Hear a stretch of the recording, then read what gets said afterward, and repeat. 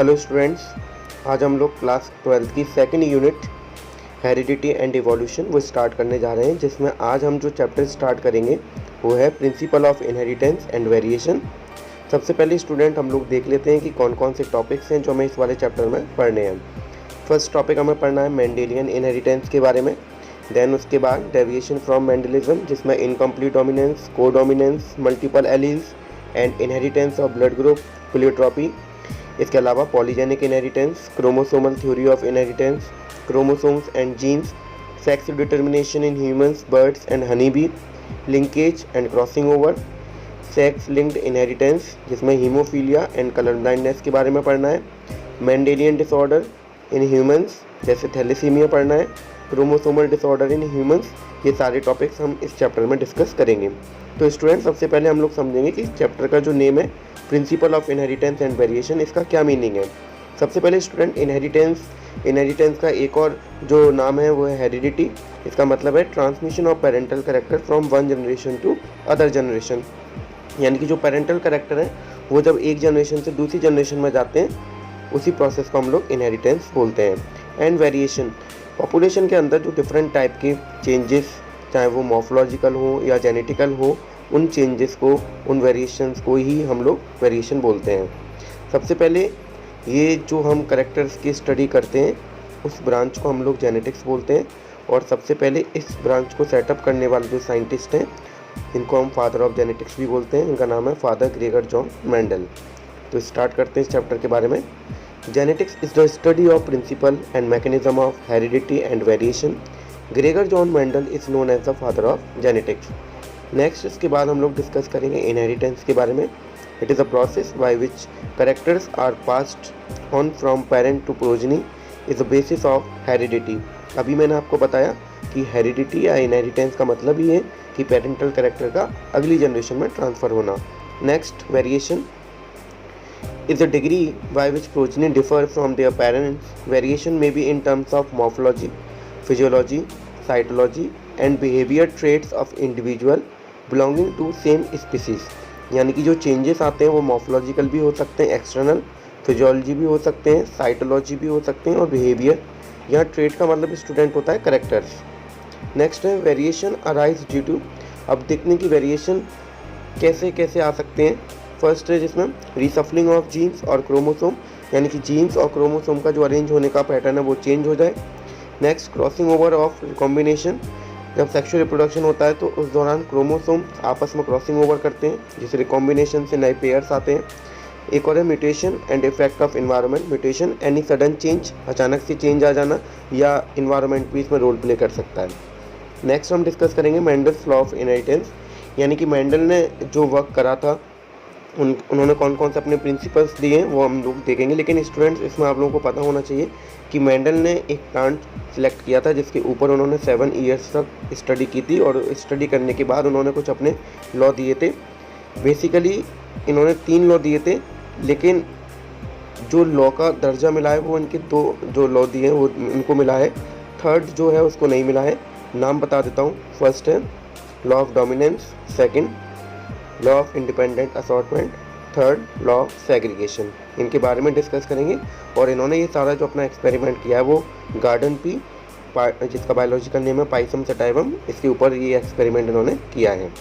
तो इसमें दे रखा है Mendel's conducted hybridisation experiment on garden pea pisum sativum for 7 years and propose the law of inheritance in living organism. इनके जो लॉ है वो जितने भी लिविंग ऑर्गेनिज्म है सबके लिए एप्लीकेबल है।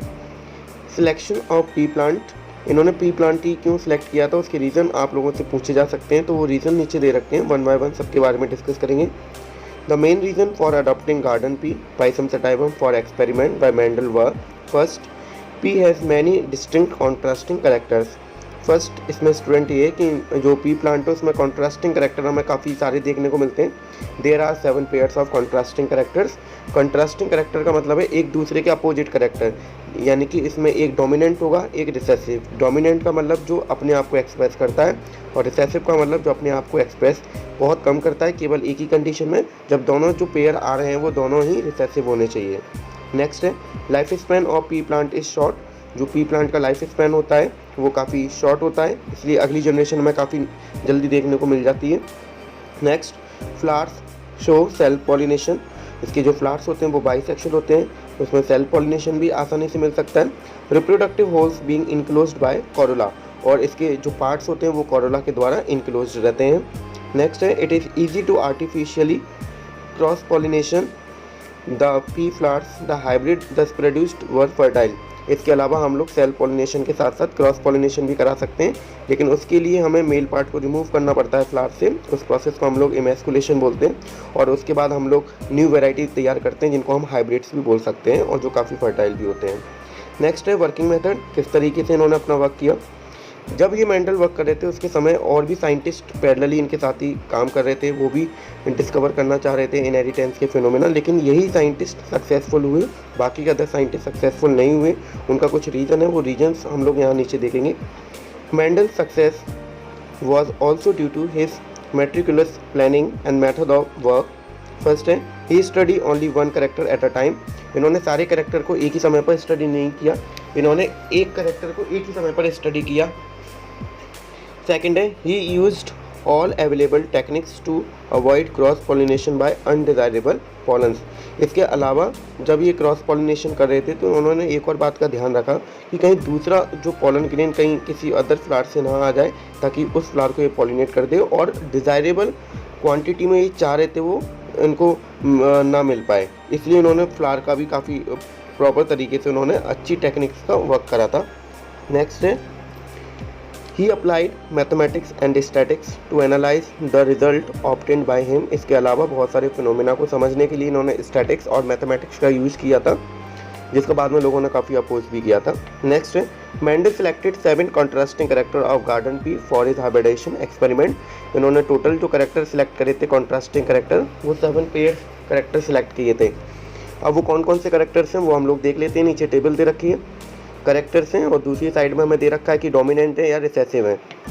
सबसे पहले स्टूडेंट इसमें दे रखा है स्टेम हाइट। 2 तरीके के हमें मिल सकते हैं टॉल, अगर टॉल मिलेगा तो डोमिनेंट होते हैं, डोमिनेंट करेक्टर को हम कैपिटल लेटर से शो करते हैं, और रिसेसिव है तो उसी कंट्रास्टिंग लेते हैं और उसे स्मॉल केस में हम लोग डिनोट करते हैं सेम अल्फ़ाबेट से। तो स्टेम हाइट है उसमें डोमिनेंट है टॉल और रिसेसिव है ड्वार्फ। नेक्स्ट है फ्लावर कलर। 2 तरीके के फ्लावर मिलते हैं, अगर वायलेट मिलेंगे तो वो डोमिनेंट है, वाइट मिलेगा तो recessive. Next, flower position. Flower position में एक्सियल है तो इसका मतलब वो डोमिनेंट है, और टर्मिनल मिल रहा है जिसमें मेन स्टेम की ग्रोथ होना बंद हो जाती है, उस कैरेक्टर को हम रिसेसिव बोलेंगे। नेक्स्ट है पॉट शेप।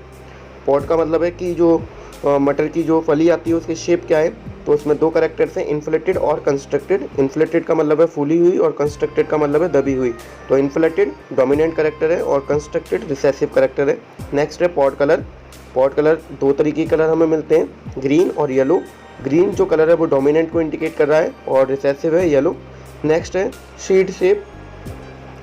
जो सीड होते हैं उनकी शेप क्या है, राउंड अगर मिलेगा तो डोमिनेंट और रिंकल्ड अगर मिलेगा तो रिसेसिव।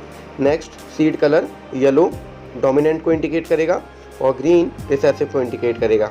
तो ये सारे वो कैरेक्टर्स हैं जो मेंडल ने अपने एक्सपेरिमेंट के दौरान सिलेक्ट किए थे पी प्लांट के। नेक्स्ट है, मेंडल कंडक्टेड आर्टिफिशियल हाइब्रिडाइजेशन और cross pollination using true breeding P lines. True breeding lines are those that undergoes continuous self pollination and show stable trait inheritance। जब Mendel ने अपना experiment कर रहे थे और उस दौरान वो आर्टिफिशियल हाइब्रिडाइजेशन जब कर रहे थे तो उन्होंने जो वैरायटी सिलेक्ट करी थी वो प्योर लाइन सिलेक्ट की थी। प्योर लाइन को हम कैसे डेवलप करा सकते हैं, कंटिन्यू जब हम सेल्फ पॉलिनेशन कराते रहते हैं तो उससे हमें प्योर लाइन मिलती हैं, उनके बाद हम जब क्रॉस कराते हैं तो काफ़ी अच्छी क्वालिटी में हमें डिज़ायरेबल कैरेक्टर्स देखने को मिलते हैं नेक्स्ट जनरेशन में। नेक्स्ट है हाइब्रिडाइजेशन एक्सपेरिमेंट इंक्लूड इमेस्कुलेशन। अभी मैंने आपको बताया था हाइब्रिडाइजेशन जब हम करते हैं तो बाइसेक्सुअल फ्लावर को हमें यूनिसेक्सुअल बनाना पड़ता है, जिसमें मेल पार्ट को हम रिमूव करते हैं। And transfer of pollen grain. तो इसमें 2 टेक्निक्स हैं, सबसे पहले इमेस्कुलेशन करते हैं, देन उसके बाद जो डिज़ायर्ड पॉलन है उसको हम पॉलिनेट कराते हैं। नेक्स्ट यहाँ पर दे रखा है एक डायग्राम जिसमें बताया गया है सबसे पहले इमेस्कुलेशन है, इमेस्कुलेशन के बाद हम लोग पॉलन ग्रेन ट्रांसफ़र कर रहे हैं और देन उसके बाद हमें डिज़ायर क्वालिटी में हमें नेक्स्ट जनरेशन में कैरेक्टर देखने को मिल रहे हैं।